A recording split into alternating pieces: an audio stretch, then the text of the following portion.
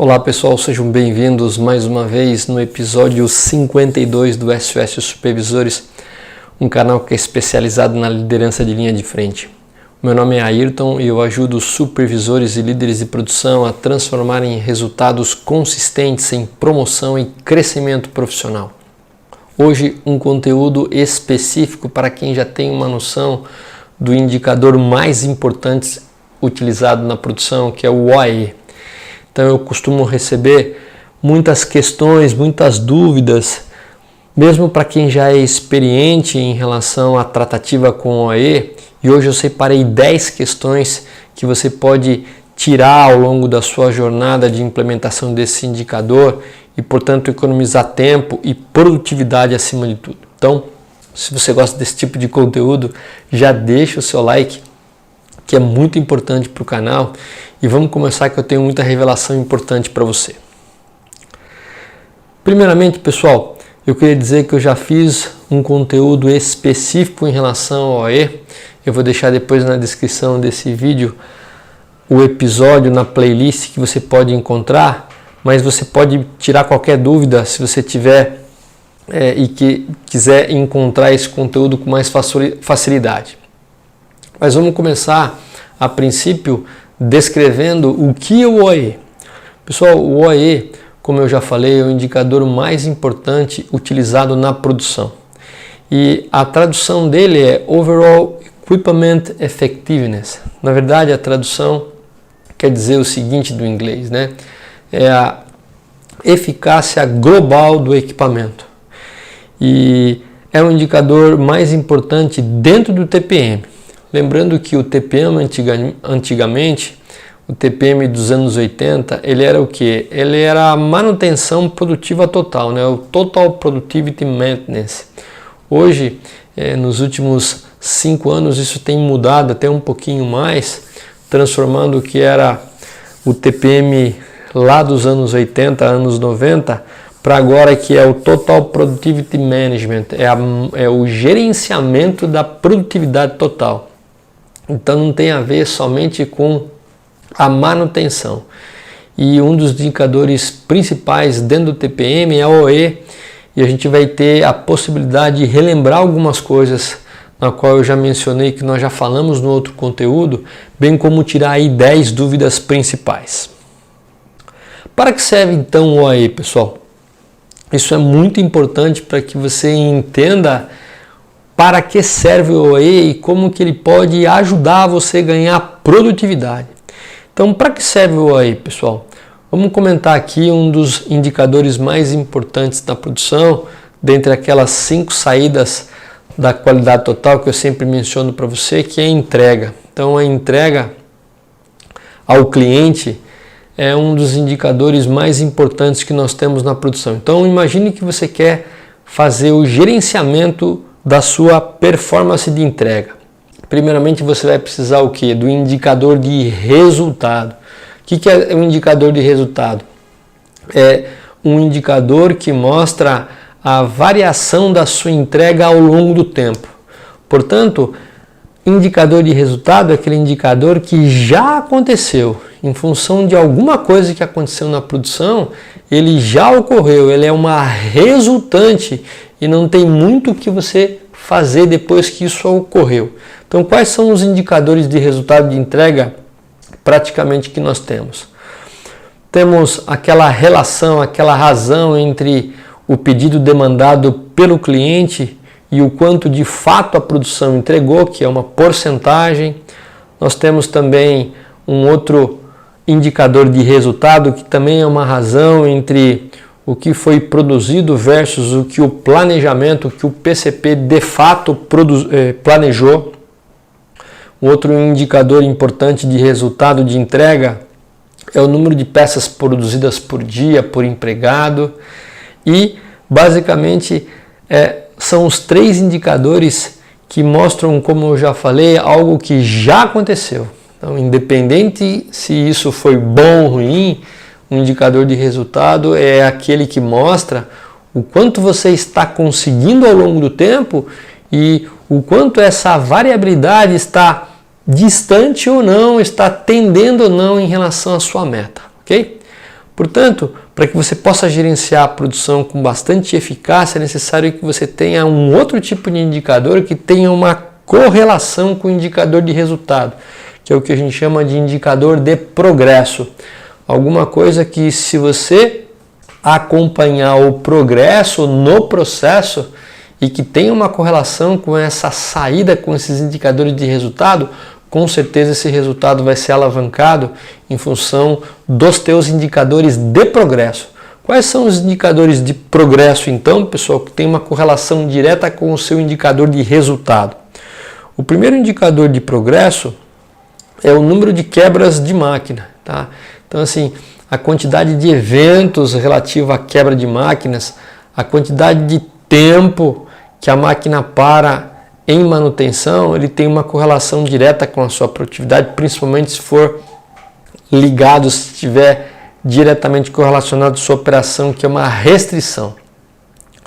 Outro indicador de progresso importante, que tem uma correlação com o de resultado na entrega, é o tempo médio de setup. Se você demora mais para fazer um setup ou demora menos, isso tem uma relação direta. Um dos indicadores de maior impacto e tem uma correlação direta com a sua entrega é o tempo médio de setup, apesar que muitas vezes as pessoas da produção acabam percebendo, acabam gerenciando, acabam tendo a sua atenção em diversos outros tipos de parada que lhe causam impacto, mas a sua mais relevante em relação ao tempo de setup nem tanto. Então esse é um indicador importantíssimo que tem correlação com a entrega. Outro indicador de progresso é o tempo de espera, né? Qualquer tipo de espera que o equipamento, principalmente aquele gargalo, repito de novo, que está esperando material, que está esperando operador, que está esperando ordem de fabricação, que está esperando algum tipo de informação, qualquer tipo de parada tem uma relação direta com a produtividade e, consequentemente, com a entrega. Tempo padrão, o tempo de ciclo que é utilizado para você fazer o cálculo de throughput ou o cálculo de peças por hora, aquele tempo em que a gente cronometra, principalmente nas operações de restrição, tem uma correlação direta com a sua produtividade, com os indicadores de resultado. E, basicamente, todo o scrap, todo o retrabalho que é gerado no processo acaba se transformando em peças não entregues e acabam sendo também tendo uma correlação direta com o resultado nas entregas. Então, pessoal, de forma resumida, qual é o tipo de indicador que lida com esses 5 tipos de desperdícios, esses cinco tipos de itens que acabam sendo o nosso indicador de progresso? Nada mais, nada menos do que o OE, né? O OE, ele é um indicador que, através da sua disponibilidade, performance e qualidade, acaba englobando todos esses itens que a gente chama de indicador de progresso, que tem uma correlação direta com o número de peças produzidas por dia, que é o seu indicador de resultado. Então, a primeira dica para você é que um bom gestor da produção, seja ele líder, supervisor, coordenador, encarregado, monitor, é aquele que gerencia a sua entrega através de indicadores de resultado, onde mostra que algo já aconteceu, com o seu indicador de progresso. Então, o OE é o seu ponto de alavancagem para que você vá progredindo, vá monitorando e fazendo as devidas melhorias nesses 3 componentes para que tenha realmente um resultado excepcional de entrega. Então tá aí para que serve o OE, que é a primeira dica do dia para você. Então, pessoal, qual que é a fórmula do OE? Hoje a gente não vai destrinchar a fórmula porque nós já vimos isso no outro episódio, como já mencionei no início do vídeo. Mas o OE, então, ele é composto por 3 componentes: a disponibilidade, a eficiência ou a performance, chamado em alguns locais, e a qualidade. Por exemplo, se você tem uma disponibilidade de 90% em relação ao equipamento, você aproveita bem o que você tem de disponível, você consegue ter uma boa eficiência em relação a essas horas disponíveis, consegue transformar essas horas que lhe restaram no padrão de peças por hora, e também tem um ótimo aproveitamento em relação à qualidade. Você acaba tendo essa produtória, é o que a gente chama de OE, nesse caso específico, de 85%, que é um OE de classe mundial.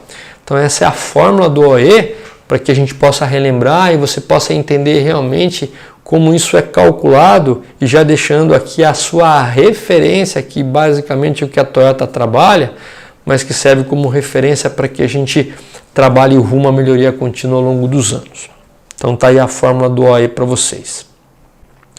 Então, pessoal, vamos começar agora a explorar as principais dúvidas. Quais são as principais dúvidas que eu recebo através dos e-mails, através dos comentários no canal SOS Supervisores, e eu vou ter o maior prazer em responder da forma mais clara e possível que eu preparei hoje a você. Então, a primeira dúvida em relação ao OE, Ayrton, é possível implementar o OE em processos artesanais de fabricação? Pessoal, a resposta é sim. A gente pode gerenciar o OE, a gente pode monitorar o OE, a gente pode implementar o OE em qualquer tipo de processo de fabricação onde haja uma entrega, né? Então, sim, você pode não somente fazer em processos um pouco mais padronizados em termos de tempo, um pouco mais automáticos ou semi-automáticos, mas também pode, logicamente, colocar em processos artesanais. O único cuidado que eu deixaria nessa pergunta é que você possa realmente separar famílias de produtos similares, caso haja diferenças significativas de tempo de ciclo entre produtos, né? Por que isso, pessoal? Porque a componente de performance ela será altamente afetada. Então, se você tem tempos de ciclo entre um processo artesanal que você fabrica uma peça ou outra, uma que você leva um tempo de fabricação, por exemplo, de 10 minutos, outro você leva um tempo de fabricação de 20 minutos, esses extremos vão ser altamente afetados pelo tempo de ciclo. Então seria ideal que você separasse famílias de produtos com tempos de ciclo, tempos de fabricação similares. E aí, em função do volume que cada família tem, você poderia fazer uma média ponderada, porque senão você corre o risco de considerar um tempo médio, que é um equívoco, já adiantando que é uma das perguntas, e aí você pode balizar por baixo, já que uma peça que tem um tempo de ciclo muito grande, mesmo sendo artesanal, às vezes tem um volume pequeno, e aquela que tem um tempo de ciclo menor tem uma frequência de produção mais alta. Então não é correto aí balizar-se em relação à média. Então só esse cuidado que eu deixaria para você. Então, já adiantando, né, não se recomenda adotar um tempo de ciclo médio em função do que eu acabei de explanar. Então tá aí a primeira pergunta em relação ao OE, que é se ele é possível ser aplicado em processos artesanais. Sim, é possível, como eu já te clarifiquei agora em alguns minutos anteriores, ok? Vamos para a segunda pergunta então. Segunda pergunta em relação ao OE, Ayrton, eu devo implementar o OE em todos os equipamentos? Então eu tenho aí uma sequência de equipamentos, uma sequência de operações no meu fluxo de produção, no meu processo de fabricação, eu devo realmente implementar OE em todas as máquinas? Então a resposta, pessoal, é não. E eu vou explicar isso para você. Somente na operação restrição, é naquela operação que é mais lenta no processo de fabricação, onde passa aquela família de produtos, é somente no recurso restritivo, muitas vezes chamado de gargalo, tem uma pequena diferença, mas não vamos entrar nesse conceito agora. Então, é nessa operação restritiva, nessa operação restrição, é nesse gargalo que você deve implementar o seu OE. Por que, pessoal, que a gente implementa aí? Porque operações não restritivas não se implementa OE, aquela operação que já tem uma capacidade maior em relação ao seu gargalo, se você melhorar a produtividade dele ainda mais, ele vai gerar mais desperdício, ele vai gerar mais filas, fazendo com que você, no final das contas, não ganhe nada. Porque o objetivo principal é fortalecer o elo mais fraco da corrente. Isso é a teoria das restrições. Então, dentro do seu ciclo produtivo, dentro do seu fluxograma de operações, dentro do seu layout de fabricação relativo a uma família de produtos, a gente deve implementar o OE no elo mais fraco, ou seja, aquela operação mais lenta, aí que você realmente fortalece para que o desempenho global do sistema seja privilegiado. Então essa é a segunda pergunta mais frequente que eu recebo. Vamos à terceira então. Pessoal, a terceira dúvida em relação ao OE é: como faço para encontrar a minha restrição e então iniciar a medição do OE? Então, Ayrton, já que você falou que eu preciso implementar o OE somente no meu recurso restritivo, no meu gargalo, e não em todas as operações, como eu faço para descobrir essa restrição? Pessoal, a gente tem algumas opções. A primeira opção é fazer um mapeamento de fluxo de valor ou Value Stream Mapping, né? No mapeamento de fluxo de valor, eu avalio o tempo de ciclo em cada operação, considerando a sua eficiência, muitas vezes o tempo de setup, e também aí eu pego a quantidade de WIP, a quantidade de inventário entre operações, faço o fluxo de informações. Então essa é a primeira opção. Portanto, muitas vezes precisa de alguém habilitado, um VSM, para que possa ser feito com bastante assertividade. É necessário ter uma certa experiência. Então a segunda opção, caso você não tenha alguém que possa lhe ajudar em relação ao VSM, é fazer um fluxograma de processo, mapeando todas as operações do seu fluxo de valor e fazer uma cronoanálise em relação ao tempo de ciclo de cada uma dessas operações no fluxograma. Tá? Então tem algumas técnicas para fazer cronoanálise, mas você pode partir de algo bem simples, pegando aí de 5 a 10 tempos, pegando sempre aquele tempo menor que se repete ou tempo menor repetitivo, para poder realmente considerar o tempo de ciclo mais as suas considerações, mais alguns abonos que é considerado na cronoanálise. Mas essa é uma segunda opção realmente mais rápida. A terceira opção, pessoal, é andar no processo à procura de WIP. Então, quando a gente tem um pouco mais de experiência e anda bastante no chão da fábrica, não é necessário nem a gente tomar tempo de ciclo para identificar onde está o recurso restritivo, para que a gente possa identificar onde está o nosso gargalo. É só observar a quantidade de peças paradas para uma determinada operação.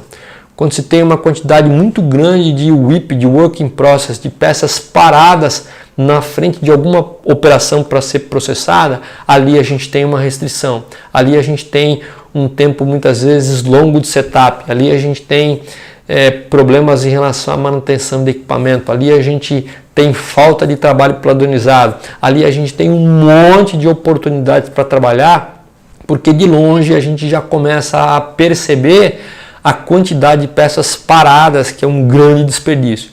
Então, caso você opte pela terceira opção, é lógico que ali você de longe vai observar ali uma restrição, né? A dica número 1 é para que você tire fotos dos produtos parados aguardando o processamento, muitas vezes para que você possa justificar para a sua direção, para a sua gerência, porque você está fazendo ali. Essa é uma das evidências objetivas mais relevantes, porque a quantidade de WIP parado no processo é um grande desperdício. Tanto é que a produção, a Toyota chama isso do que? De superprodução, principalmente em relação ao recurso não restritivo, que encheu de peça a sua restrição. Então tá aí, você filmar, você tirar foto dessas peças aguardando ser processadas, porque com certeza quem tem muito isso no processo está perdendo muito dinheiro, pessoal. A dica número 2 em relação a essa pergunta é você somar essa quantidade de WIP que está aguardando ser processada e inclusive os demais WIPs ao longo da linha, fazer uma somatória e dividir pela capacidade diária da sua restrição. Quando você pega a somatória de todo o seu WIP no processo dessa família de fabricação e divide pela sua capacidade diária na sua restrição, você tem a quantidade de dias de inventário no processo para que você possa realmente mostrar aí para os seus gestores e no mínimo tentar reduzir 50%, porque através da lei de Little, quanto menor o WIP, menor é o seu lead time, ou quanto maior o WIP, maior o seu lead time. Então tá aí a terceira dúvida em relação ao OE. Vamos para a quarta então. A quarta dúvida em relação ao OE, pessoal, é o seguinte: Ayrton, eu devo considerar a média de OE se eu tenho realmente várias linhas num determinado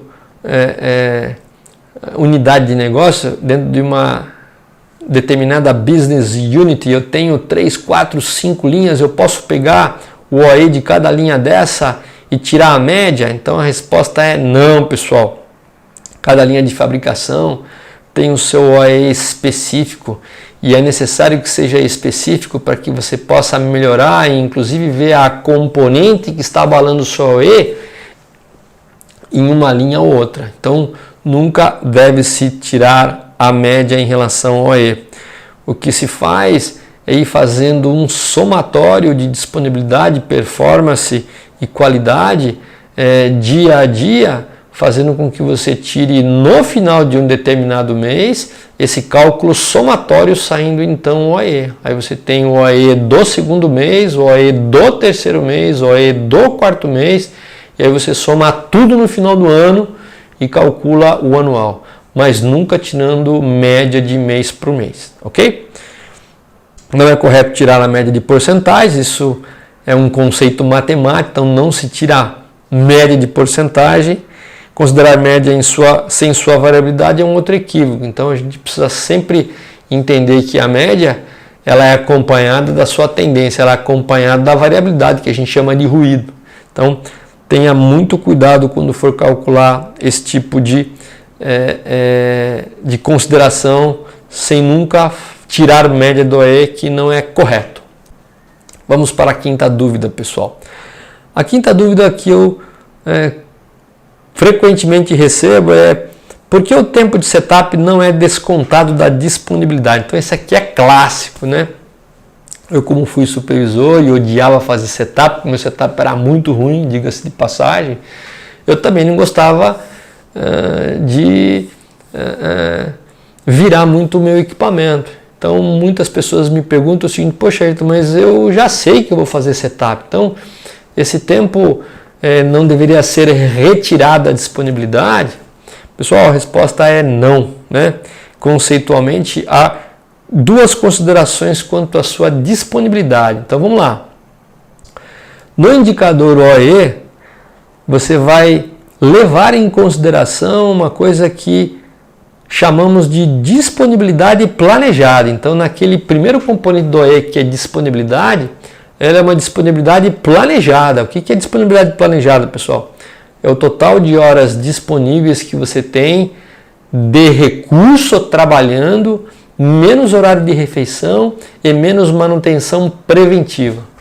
Então, vamos dizer que você tem 3 turnos, então você tem ali as 24 horas, menos 3 horas de almoço, de refeição e de ceia, que cairia para 21 horas, menos as horas planejadas que você vai executar durante o mês naquela linha. Então, o que você planejou em termos de manutenção preventiva, mais a refeição você tira.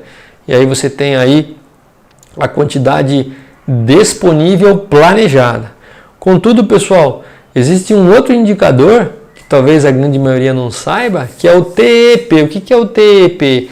Ele considera todo o tempo disponível, ou seja, se você tem 24 horas de tempo disponível, então essas 24 horas elas vão ser realmente consideradas para cálculo do OE. E se você não está utilizando porque você não tem recurso, paciência, mas eu vou considerar o tempo cheio, mesmo que você não tenha gente, mesmo que você não tenha equipamento. Então olha só, aí as duas considerações. Então logicamente é utilizado mais o OE e não o TEP, que é a disponibilidade total, ou seja, toda a hora disponível que você tenha no dia. Então é sempre 24 horas vezes 7 dias por semana e vezes 30 dias por mês, para que você realmente sinta que o recurso está lá teoricamente. Então você não está utilizando por algum motivo. Mas no OE é aquela disponibilidade planejada e somente você retira o que? Horário de refeição e horário de manutenção preventiva. Todo o resto é considerado como hora disponível. A conclusão então é: paradas que não agregam valor devem ser removidas. Nessa conceituação, apenas a manutenção programada é considerada como algo que agrega valor ao equipamento OE ao longo do tempo. Dica então, pessoal, não tem choradeira, né? Pessoal da produção, não tem choradeira. nós temos que fazer cada vez melhor o tempo de setup. A gente tem que reduzir constantemente. Então o trabalho é uma jornada para que você possa atingir o SMED, o Single Minute Exchange Die, é o tempo de virada de setup abaixo de 10 minutos, são anos. Os primeiros projetos já têm redução significativa apenas planejando o setup externo. Também já fizemos um vídeo específico em relação a isso, mas é um trabalho ao longo de anos, mas que sim é possível a gente chegar lá. Então, desafie o seu pessoal na produção a constantemente melhorar o seu setup, ok? Em vez de ficar pedindo muitas vezes para o PCP facilitar a nossa vida. Então tá aqui uma dica que eu dou a vocês, ok? Então tá aí a quinta dúvida. A sexta dúvida, pessoal, é o seguinte: Ayrton, por onde devo começar a melhorar o meu OE? Eu estou com um OE muito baixo, estou com um OE de 30%, de 35%, de 43%, de 47%, de 54%. Por onde que eu começo a melhorar o meu OE? Pessoal, o importante é começar a avaliar as 3 componentes formadoras do OE. Então nós já falamos que a gente tem disponibilidade, performance e qualidade. Onde está a menor porcentagem? Qual é a componente que está te prejudicando mais, que está puxando, que é um valor menor e puxa o OE aí para baixo? Então, aí é a primeira dica que eu te dou para começar a analisar. Então, essa porcentagem ela está na disponibilidade, ela está na performance, ela está na qualidade. A dica número 1 é que você tenha paretos de principais paradas em relação à disponibilidade. Geralmente a disponibilidade, pessoal, tem uma pegadinha aí na performance que eu já vou te dizer já, mas geralmente a disponibilidade, quando a produção acompanha realmente a performance, é que o bicho pega.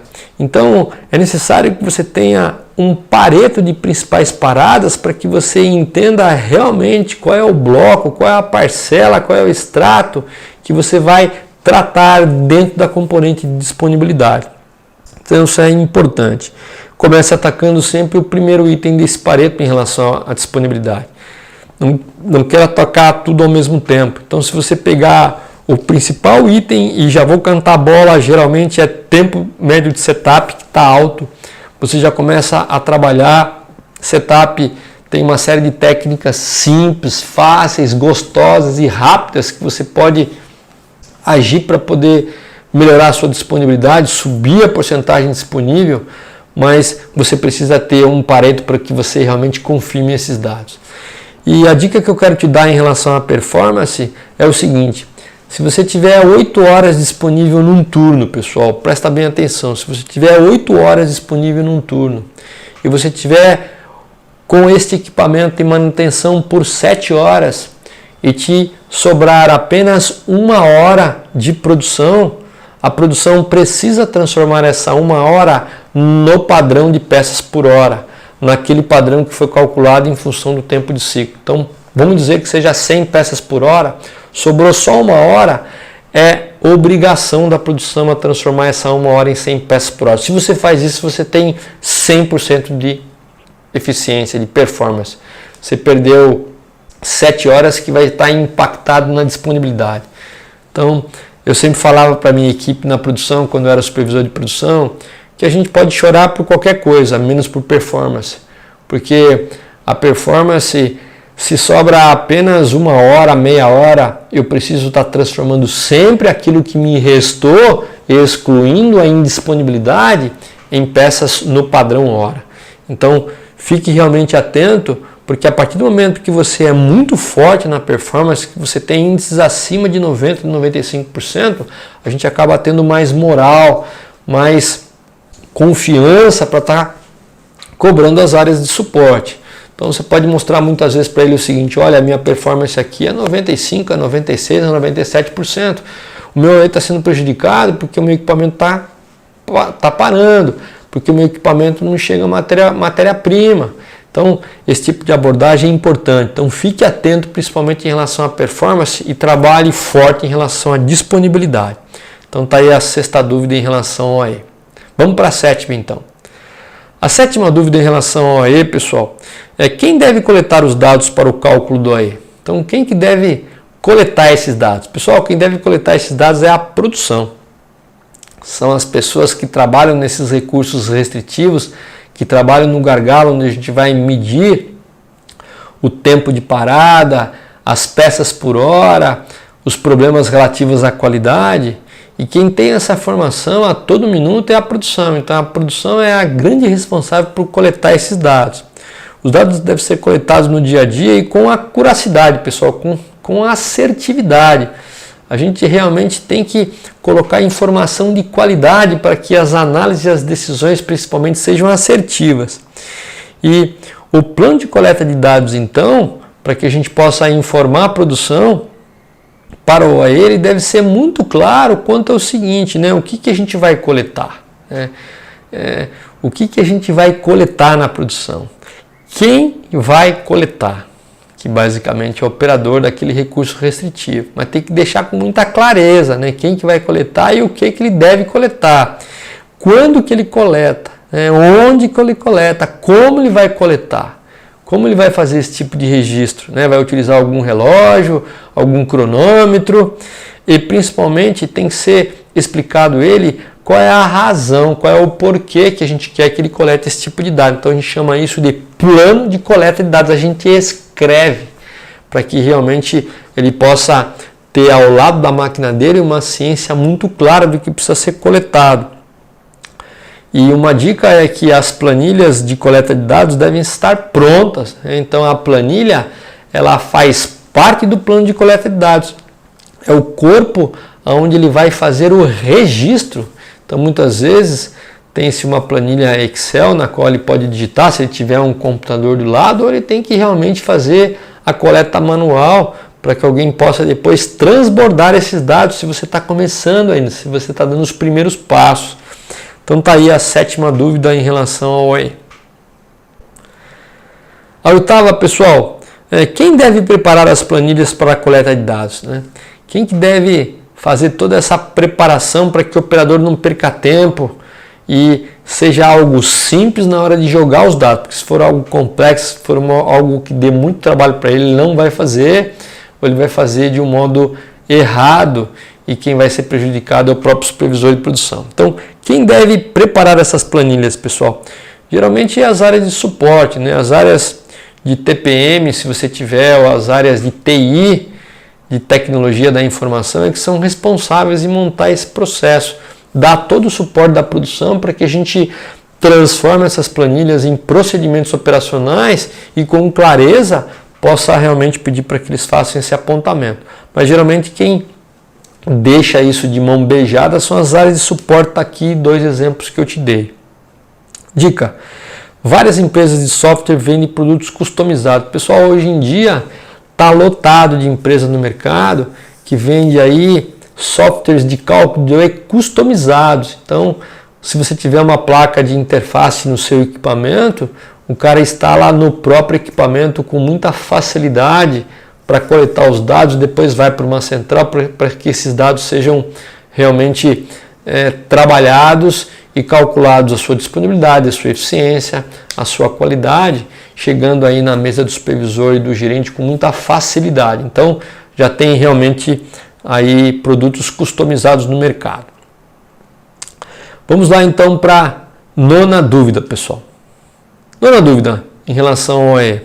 Ayrton, qual o valor de referência para o OAE que devo utilizar? Pessoal, o padrão de referência classe mundial é 85%, a gente mostrou isso lá no vídeo, que é o padrão que a Toyota trabalha. Tá? Então, é muito trabalhoso, né? São anos e anos de foco e melhoria contínua para que a gente chegue próximo desse valor. Mas isso é uma referência. O que eu recomendo a você, pessoal? Então, para que a gente tenha aí, para você ter uma ideia, 85%, a disponibilidade tem que ser 90%, a performance 95% e a qualidade 99%.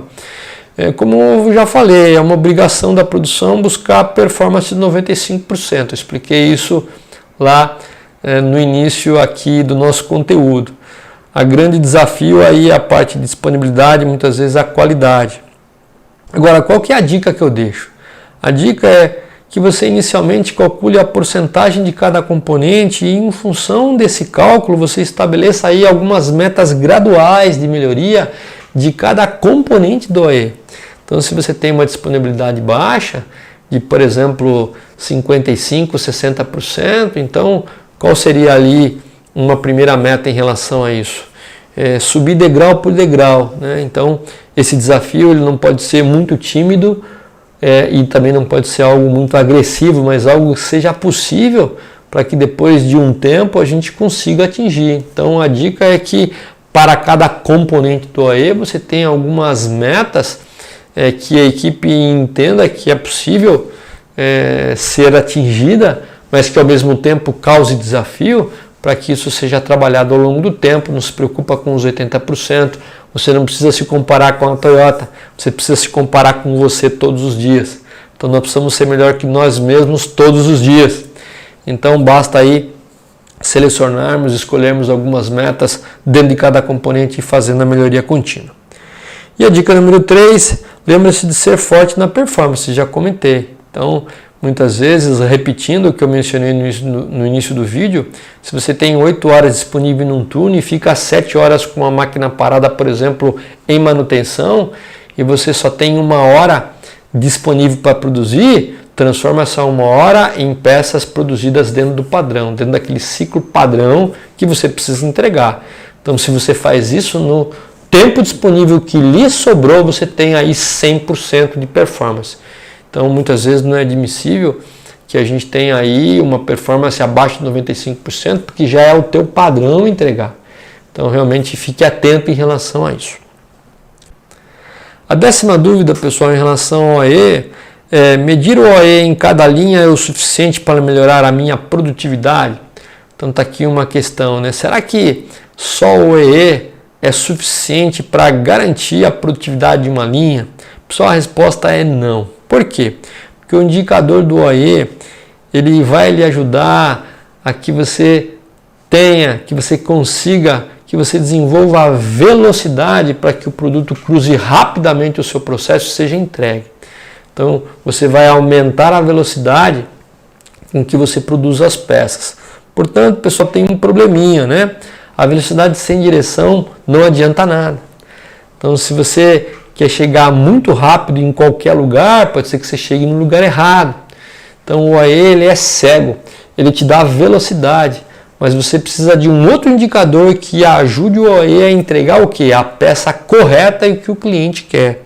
Então a gente chama muitas vezes o quê? Um indicador de aderência. O que é um indicador de aderência, pessoal?